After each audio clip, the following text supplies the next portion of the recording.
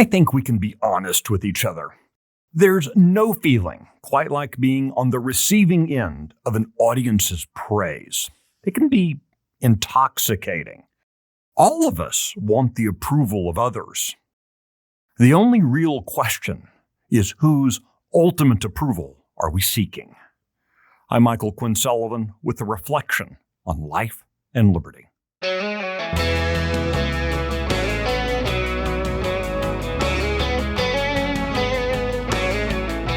The temptation to get another person clapping, one more standing ovation, a few more chuckles, a couple of clicks and likes and shares and follows, it can drive even strong men to do silly, debasing things.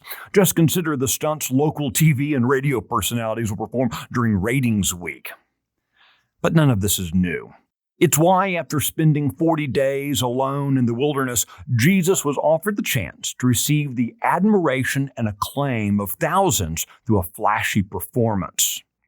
Having our egos stroked is a sin common to all men.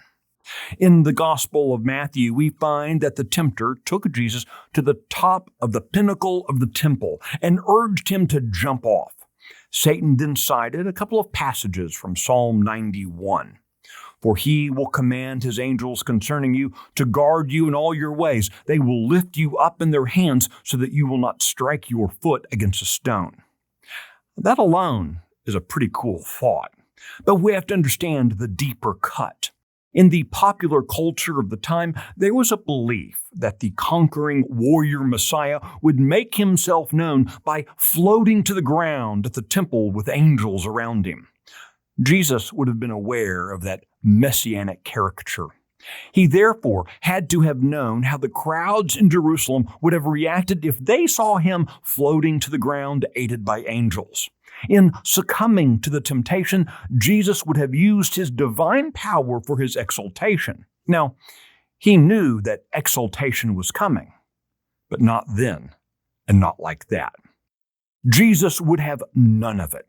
He quoted a line from Deuteronomy, "You shall not put the Lord your God to the test."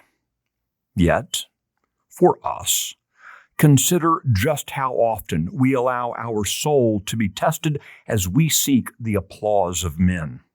In the world of political engagement, there is no shortage of opportunities to receive ego-stroking praise.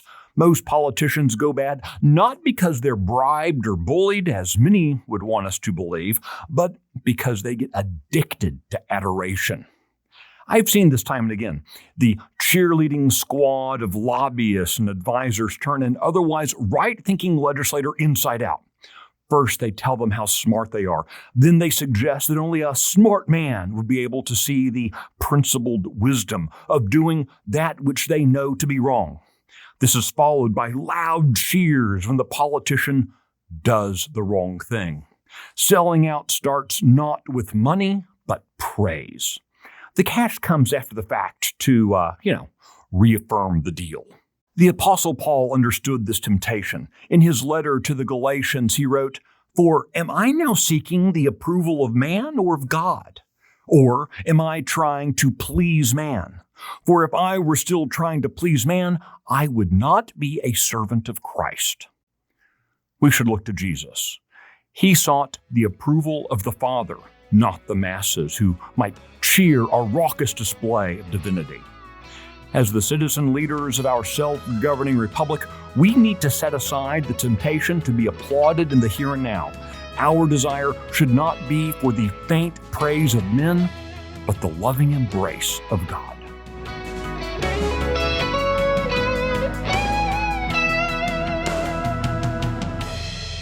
The Reflections podcast is presented by Texas Scorecard. This edition was produced by Nick Shepard in the 1836 studios.